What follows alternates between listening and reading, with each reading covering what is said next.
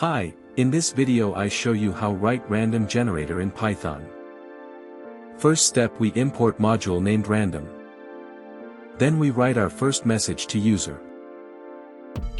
We make two variables, from some number and to a specific number. You can also type a /n to indent a new line. In the next step, we write an infinite loop that will ask the user for two numbers. Move our variables under the loop.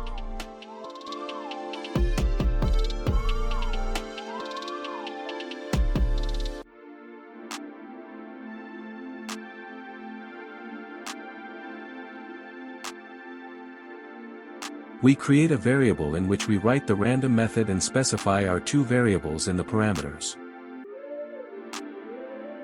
Don't forget to specify that our variables are integers. And so we can't write a plus here, we need to write it through a comma.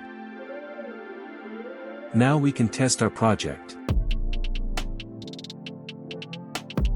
Everything is working.